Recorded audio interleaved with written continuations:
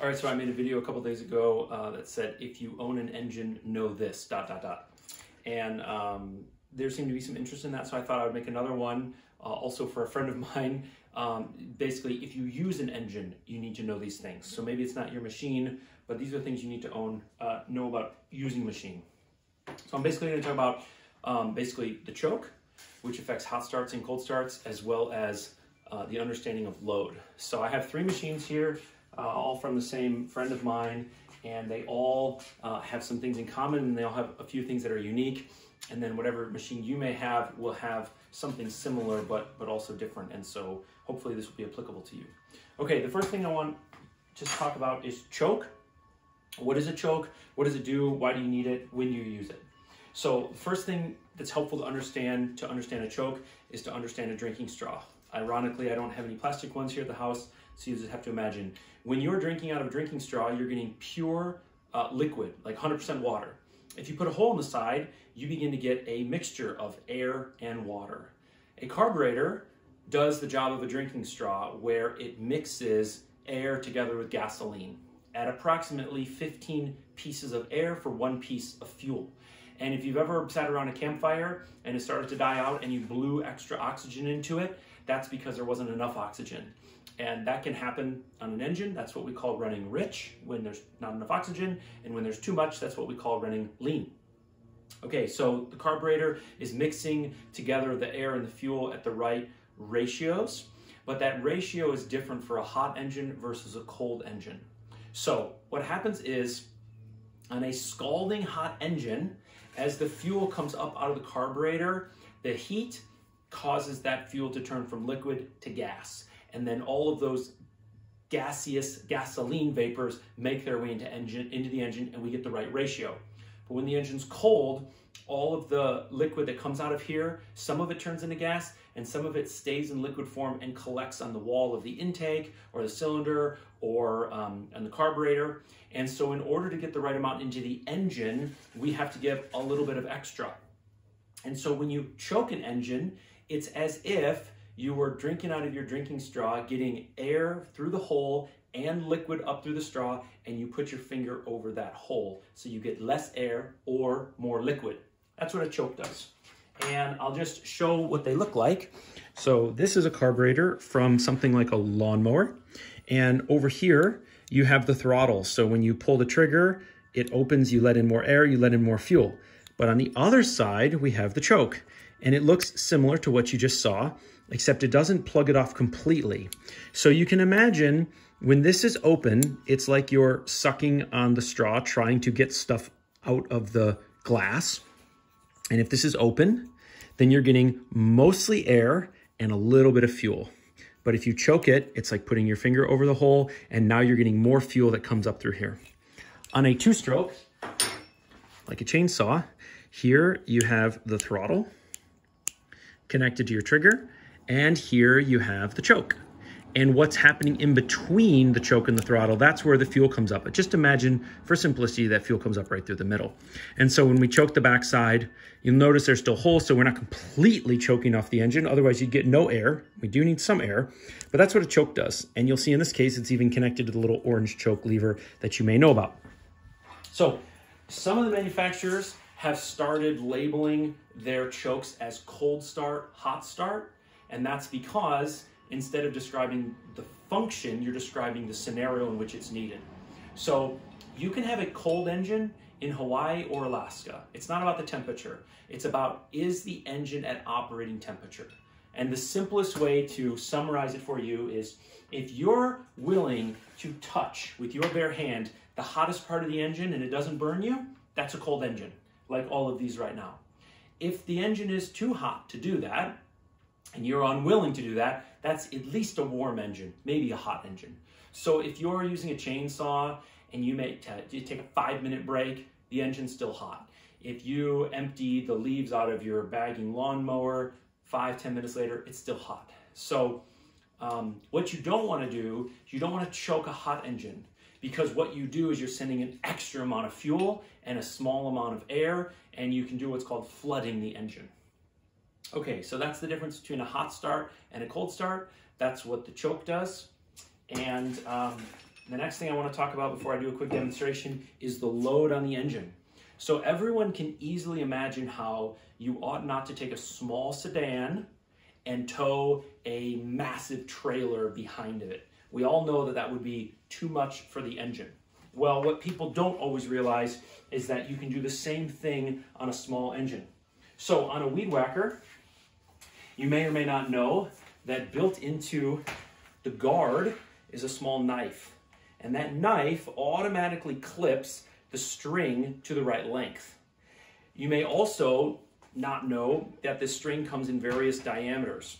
And so there's a function of diameter and length of the rope or the string that determines the load on the engine.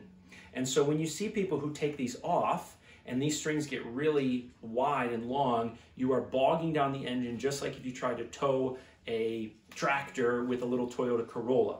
Now, you can take the guard off and you can estimate the right length, but you need to be careful that it doesn't get too long. You also want to use the right diameter for several reasons, one of which is it's meant to be used in a particular head and it's meant to grab and release, but also if you use too thick, it's using a heavier string, and even though it seems light to us, that engine has to do a lot of work. And so you don't want to choose the wrong diameter. Now, on a chainsaw, the load is determined by several things, one of which is the length of bar, which determines the length of chain, which determines how much chain is sliding and creating friction over the bar. The second thing that determines the load is what percentage of the bar is coming into contact with the wood. So you could use a huge long bar and just cut little pieces of wood, and it would be almost no load at all. But the load is determined by how much sliding friction you have and how much of the chainsaw you have into the wood. And that's why you can't just put any bar and chain on any chainsaw and still cut small diameter logs, because you still have lots of friction in the system. On a blower, this has been modified by the customer. On a blower, the load is essentially the leaves, which has no physical connection in the machine. And so the load is kind of disconnected, but what is connected is the outlet diameter of this pipe. And so what some people do is they like to taper this down and modify it in a way because you get faster airflow, but what you're really doing is you're restricting the outlet, and that increases the load of the blower, because basically what an engine in a blower does is it basically spins a big fan blade, and when you create a restriction at the end, you'll get a higher velocity because of Bernoulli's principle, but you'll also put an extra load on the engine, which is not good. So those are 3 examples on how you can overload a machine. Obviously, in other applications, there's different ways to overload it, like snow blowers and lawn mowers, but I won't go into every single example. These are probably the 3 most common. And the last thing I want to do is give you some tips on how to start these machines and what to listen for. So I'm going to bring you in. All right, so this is a cold engine, hasn't been started in days. And the first thing you're going to want to do is find your purge bulb. Now, there's a small difference between purge bulbs and primer bulbs. Pretty much any handheld machine like this has a purge, not a prime bulb. And with a purge bulb, you can push this 5 times or 5,000. It doesn't really matter. After 5, you're pretty much done. And it doesn't hurt to push it more. But on a primer bulb, like you'd find on some lawnmowers, you don't want to over push it because you'll flood the engine. I have another video on that. If you're a nerd and you'd like to know about it, go ahead and watch it. The next thing I'll do is put on the choke. Now there's actually 3 choke positions. There's the running position, partial choke, and full choke. So you could use a partial choke if the engine was almost cool but not totally cool or cold. But a lot of machines just have choke, no choke, but some of them have a partial choke. And this one is designed so that as soon as you pull this trigger, which I'm going to do here, it's going to snap. So this is like a semi-automatic choke where it helps you take the choke off so you don't flood it. All right, so I'm going to throw this in the tripod now and show you what I would do. Now, normally the first couple pulls, nothing will happen. And then at some point you'll hear the machine sort of cough or sort of come to life a little bit. And at that point, you know that you can, generally speaking, take the choke back off because you have enough good fuel in the engine, and then you can rev it and get it going. So I'll show you what that looks like, and I'll try and explain it to you along the way. All right, 1 pull. Nothing happened. If the spark plug hadn't fired at all, it would have sounded the same way. Listen again. Same thing.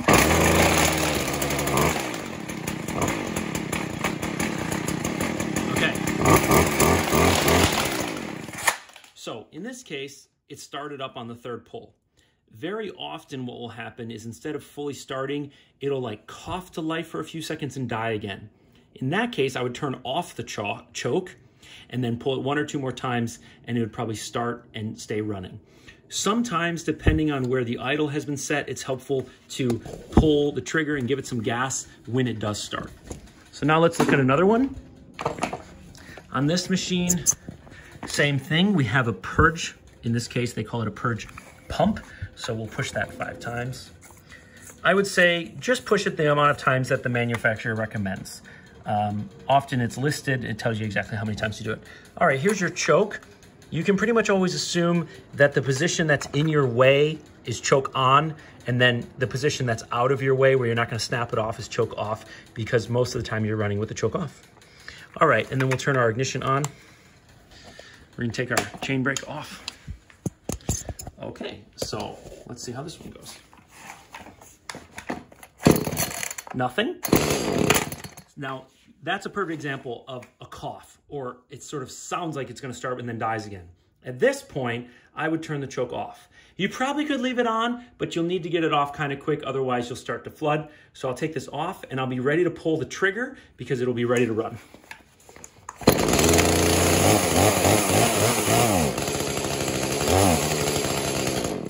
Now, you may have noticed when I pulled the trigger, it started to bog. It's because it's not quite warmed up and ready to go. Different machines will respond more quickly, but yeah, in this case, you need to give it 30 seconds or so to warm up, and then you'll be off to the races. Okay, last one. This one is all old and beat up, but I know that down is with the ignition on. This has a trigger to kind of keep the trigger on full blast, so you gotta be a little bit careful with your positioning on that. This one also has a purge bulb way down here where it's hard to see, so I'll push that 5 times. This one, the choke is here. It says closed is down, like that. So I'll close the choke. We'll give it a couple pulls, see what happens. Absolutely nothing. Comes to life. Wait maybe 5 to 6 seconds. Turn the choke off. The length of time that you need to keep the choke on will vary from environment to environment and machine to machine. So sometimes if you don't turn the choke off within 30 seconds, the engine will really start to run rich and start to get ready to die. And normally revving the engine or turning off the choke can alleviate that a little bit. Ideally, you want to turn off the choke. In super cold environments like Canada or where I'm from, Michigan, you may need to leave the choke on for longer, but that'll vary from environment to environment and machine to machine. So I hope that that was helpful to somebody out there. That's what a choke does. That's why you need it. And those are 3 examples on how you can overload a machine and begin to damage your engine. So I hope that was helpful. If not, I get it. Give it a thumbs up. Give it a thumbs down. Go check out Steve's Small Engine Saloon instead. At the very least, you'll probably get a good laugh watching him. And in the meantime, have a great day, folks.